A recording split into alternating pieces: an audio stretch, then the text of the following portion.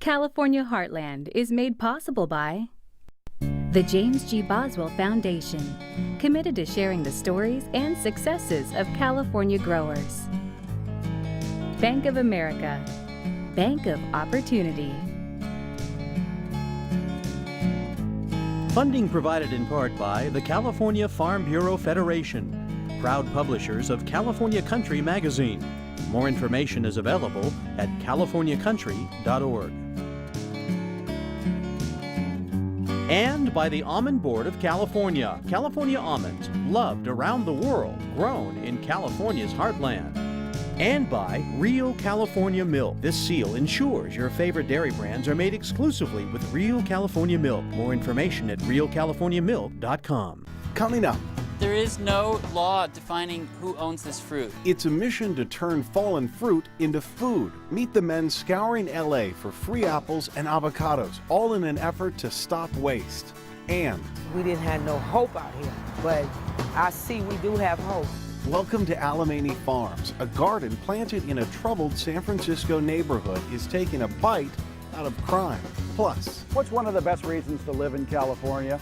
Citrus, of course. but you don't need an orchard to grow your own oranges. Tips on planting citrus trees in containers. It's all next on California Heartland. From your backyard to the back country, in a field or on your family table, it's all about what keeps California moving and growing. This is California Heartland.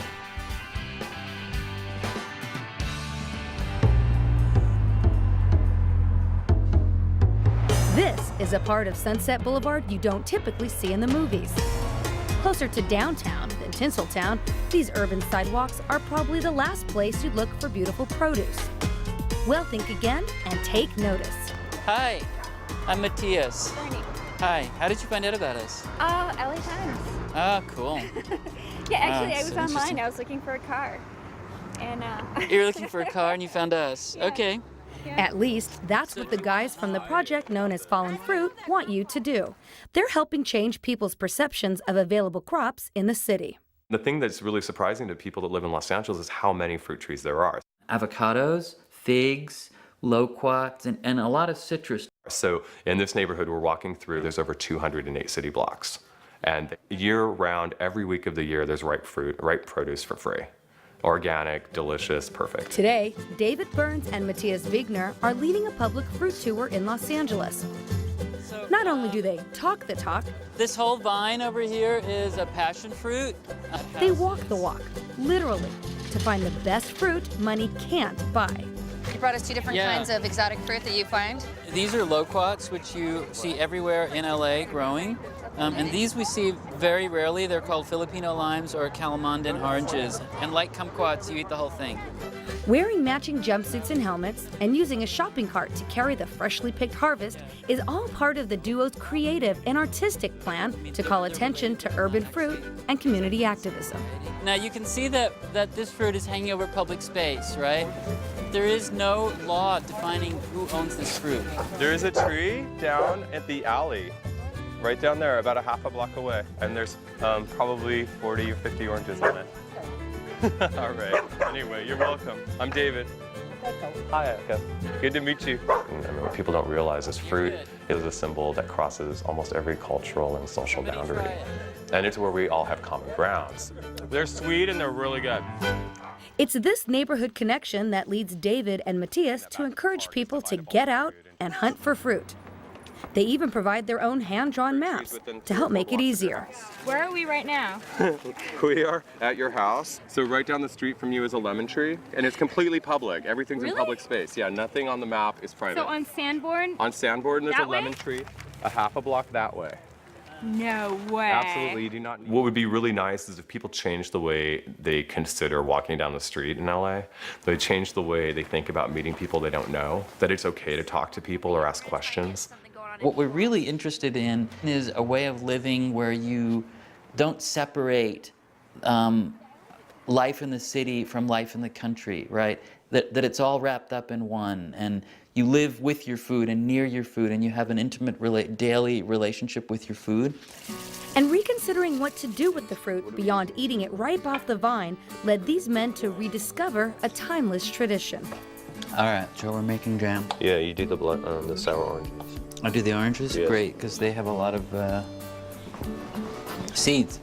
We do these public jams, right, where we get all the people from the city and we all get them to bring fruit and they make jam together, getting people out of their normal patterns and sort of rethink how we could live in our neighborhoods in the city.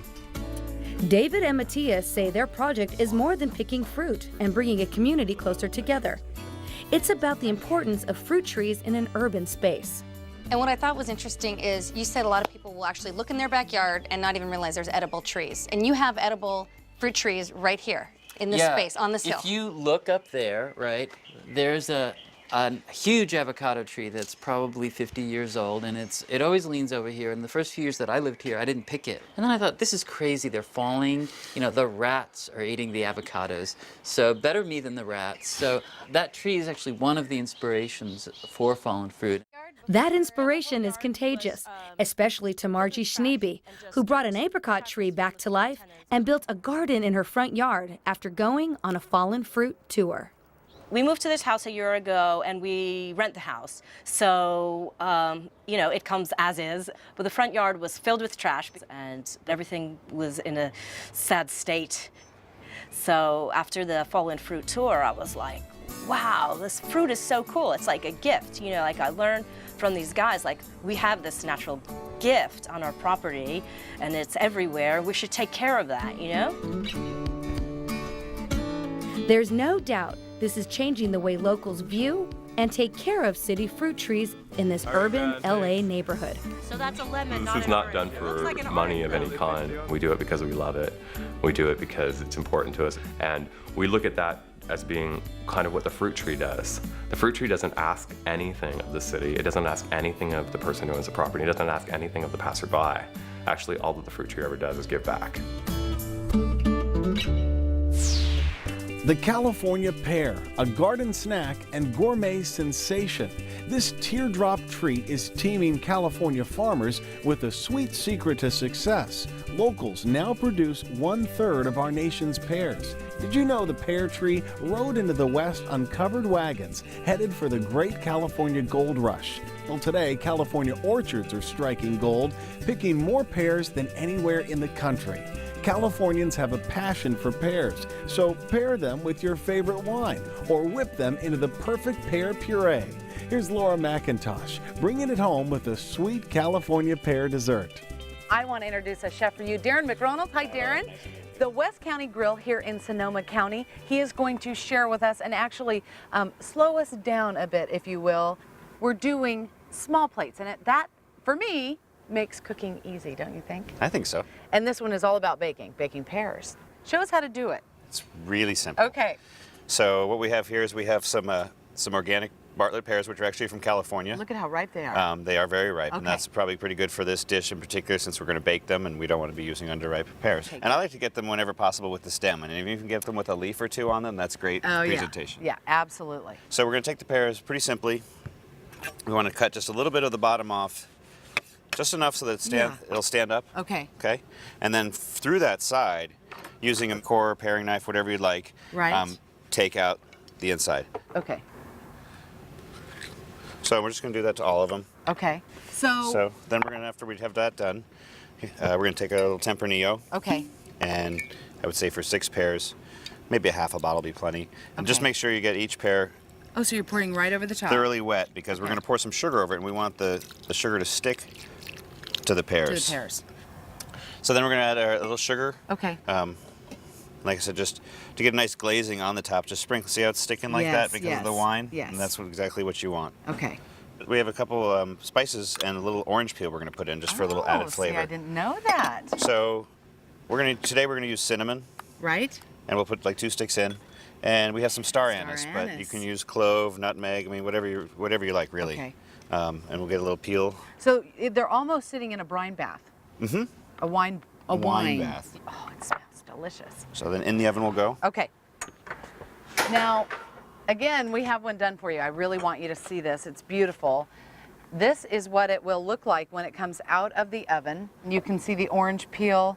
You can see how nice and brown with the wine and the coloring, the star anise and the cinnamon, but we're not done yet.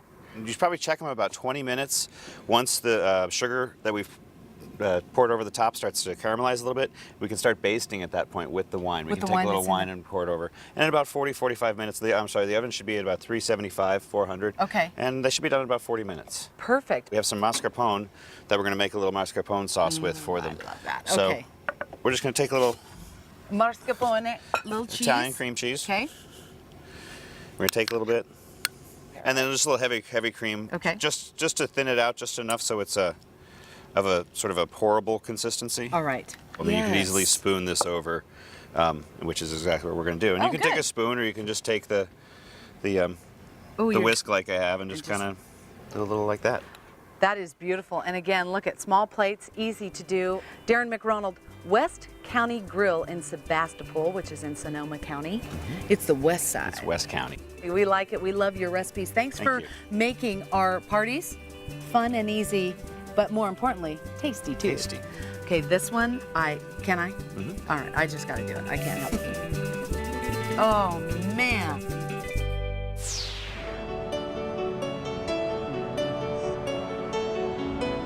This is my home, and I saw so much growing up here that at one time we didn't think we didn't have no hope out here. But I see we do have hope.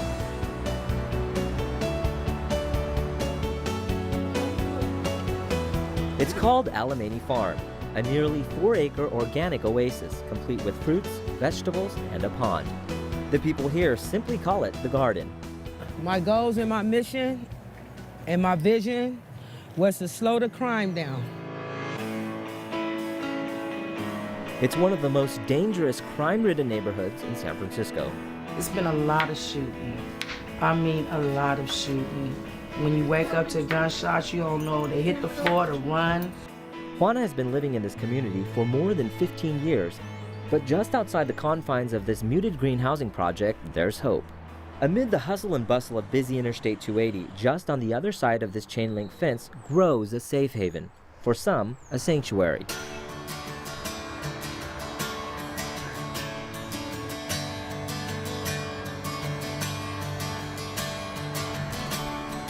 Alemany is a nonprofit urban farm fueled by grant money, people power, and a lot of love. At one time, it wasn't nothing but a field. Like I said, we used to slide off this hill, playing because we didn't have no activities out here. The farm is led by Executive Director Alice Carruthers, who knows all too well the vicious cycle this environment creates. When we was young kids coming up, we didn't have nothing. You know what I'm saying? And it was a time that some mothers out here only had enough food on their tables just for the kids. And sometimes mothers, they didn't even eat that much because they were trying to make sure the kids have ate.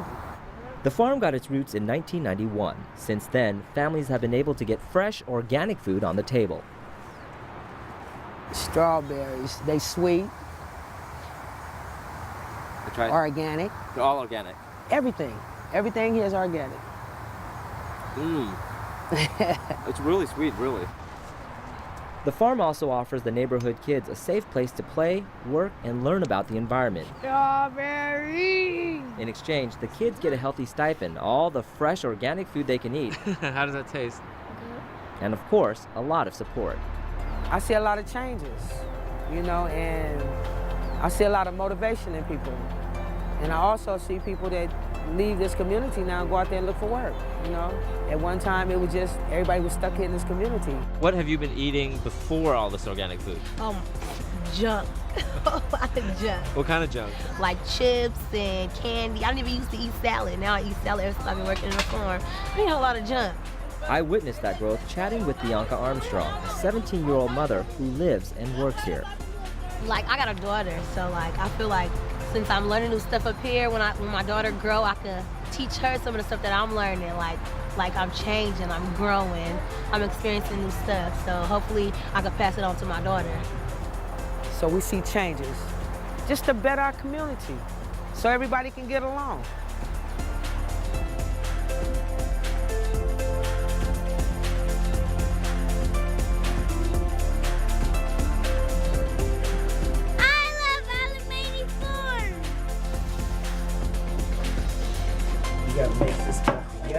This is our Alemanni farm chicken salad. Delicious. You should try it. With faith and discipline, Juana believes her children will continue growing in the fields and in life. How's it taste? Hi, I'm Spencer Van and this is my California Heartland. It takes quite a bit of dedication to be out here, 10 hours a day, 6 days a week. One of the hardest parts is lining up with the harvester when it's going and you're going. You can't get too close, and you got to fill up the bank out without overloading any one part. When I first started, I was pretty nervous. I was afraid I was going to hit something because it's a little tricky to drive. It takes a little time to adjust. I did manage to hit a couple of things, but nothing too serious. It definitely gets easier as you get older because you just start understanding how the different machinery works. You start noticing like the differences in the terrain and how that affects your driving, and it definitely gets easier the more you do it. I enjoy it. It's really hot, dirty, tiring, long hours. Thanks for hanging out with me in my California Heartland. Pack your bags and grab your boots. It's time to hit the road with the Ag Traveler. If you've ever been to California's wine country, you know why people come from all over to visit. Some of the world's best wine and food wrapped in an incredible atmosphere. But for those of you wanting a more interactive wine experience, consider touring the Napa Valley like you never have before. Lance Armstrong's motivation was the yellow jersey, but here in Calistoga, for me, it's getting to the next wine tasting. For nearly 18 years, Randy Johnson has been leading visitors through the Napa Valley by bike, kayak, and foot. His company, Getaway Adventures, is totally homegrown. All of their guides are natives to the area, and they know their way around a trail and a winery or two. Today we are doing our most popular trip, Sip and Cycle, basically a combination of wine tasting, sightseeing, and cycling, all in one day. It's not a epic pace. It's designed for easy cruising. We're doing probably 16 miles total, 4 or 5 wineries, a good lunch in between, lots of rest stops. We see things. It's really designed for the casual cyclist, somebody that really wants to enjoy the area.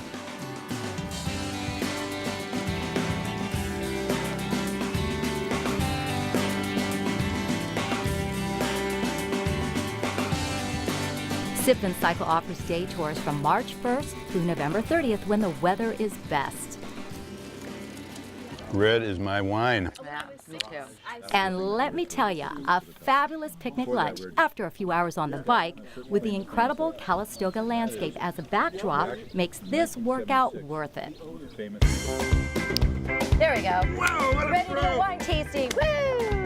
Let's do it. As Francis Tomacruz and husband Jonas Ruiz found out, it's one thing to see wine country, it's another thing to really feel it. There's no other way. You're just one with the environment. In a car, you just pass through and you just see things, but you don't really feel it. But on a bike, you just smell everything, you feel the air. It's just so different. It's really nice being on a bike because we would go to wineries, with a car, and you don't really find these places, like this, and we love it. I mean, I think this is the most, we really immersed ourselves, I guess is the best way to put it. Figured out quite a nice gig for yourself. Look at the benefits. Well, my business card reads professional wine taster, so tell you what, that's the payoff for me. Johnson's business card should also say teacher. His bike tours include sharing his love of the land and his knowledge of viticulture. See right here, there's like a growth spur. There's another growth spur right here. So that keeps it from becoming like a big tree. A sort of wine 101, using what else? A vineyard as his classroom. And what you're looking at behind us is this smudge pot. The smudge pot is simply a tool, one of the many tools they use to help control frost problems. Sip and Cycle is a fun way to hit the road if you've got a thirst for knowledge, good wine, and don't mind working up a little sweat.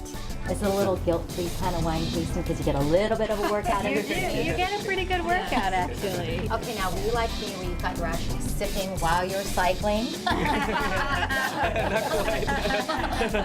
Probably want to make it home in one piece. Just a few of the wineries you'll visit along the way: Bennett Lane Winery, Envy Estate Winery, and Chateau Montelena. And if you're looking to extend your trip and maybe rest your sore feet, head over to Childs Valley, where there is a beautiful bed and breakfast called Rustridge Ranch and Winery. It's also a racehorse ranch. So at first when they get here, they don't know what to do, because all of a sudden, you know, life just sort of stands still. And by the next morning, they're sitting out on the deck and they're totally relaxed. Giving up the courtroom for the kitchen, this former lawyer now shares her love for wine with her guests. Because of our whole horse racing connection, we have a wine called Racehorse White and Racehorse Red. I took a job with Buster Millerick, who was the original trainer, the real trainer that Hollywood didn't mention, of Seabiscuit. Oh. And so I worked for him, and I became his assistant trainer and exercise writer. One highlight of his horse racing resume. Now Jim Fresca splits his time between training racehorses and training grapevines. At Rustridge, Jim and Susan's passions have come together to create the perfect blend. Award-winning wines and happy guests.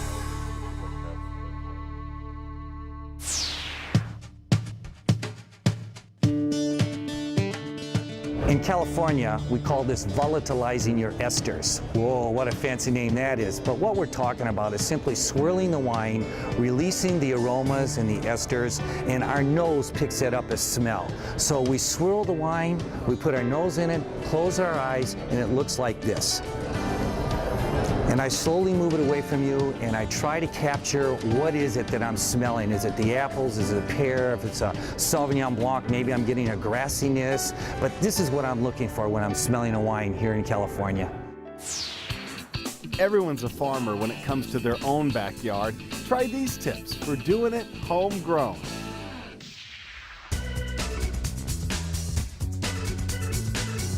What's one of the best reasons to live in California? Citrus, of course. Lemons, limes, oranges, pomelos, grapefruit, they're all great. They all do wonderful in California. And even if all you have is a sunny patio, you can grow citrus in containers. Now, where on your patio should you plant citrus in containers? Well, come on, I'll show you. Where should you plant a containerized citrus? How about a sunny patio? In fact, that could be the best spot. An old fruit grower once told me, plant citrus where the cat sleeps. And what cat doesn't love sleeping on a nice warm patio? When you go shopping for citrus, all the varieties available, that choice is yours. What I would make a recommendation though is buy it in the smallest container they have. This is a 5-gallon container. It's going to save you a lot of money over buying it in a 15-gallon container.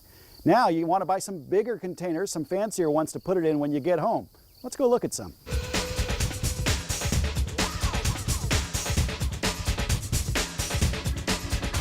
What sort of container should you be looking for when you go to step up in size? Well, you may have some laying around the house, like this 15-gallon black container. Not a bad choice, just make sure it has good drain holes. The same is true for something maybe a little bit fancier, like this foam pot. Just, again, make sure it does have drain holes. But for the ultimate in containerized citrus, eventually you're going to want to plant it in this, a half barrel. Half barrels are wonderful looking, but they need drain holes. They don't come with drain holes. That's why we have a drill. And I would advise putting at least 4 drain holes in the bottom of this half barrel. Use a wood boring drill bit about 3/4 of an inch. So let's start drilling.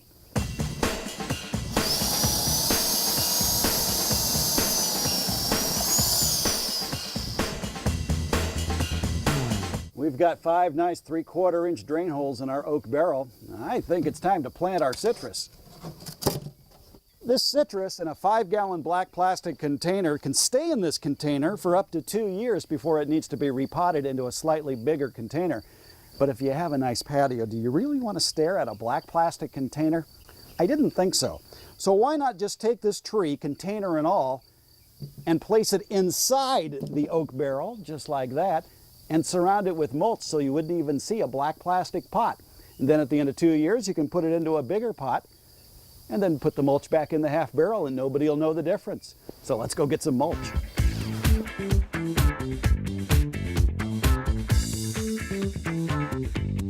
Let's talk about watering and fertilizing your citrus tree. In the summertime, this tree, because it's in a container, may need to get watered every day. Are you going to be home every day in the summer to do that? Probably not. So you may want to set up an automatic watering system, like a drip irrigation system with this mini sprinkler. How about feeding this tree? Because you're watering so often, it needs to get watered regularly. It needs to get fed regularly because the fertilizer is going to get leached out of the soil every time you water. So you can use a citrus food like this or a liquid fertilizer, it doesn't matter. The key though, cut the dosage in half and apply it twice as often. That way your tree always has a regular supply of food. A lot of people say, oh, I can't have a citrus tree, they get too big. I've got news for you. You can prune a citrus tree to keep it at any height you like. Pruning time for citrus, anytime in the spring and summer, and you can keep the tree at the height you want. Easy to take care of, easy to enjoy. There's no reason, if you live here in California, not to have citrus. Plant one today.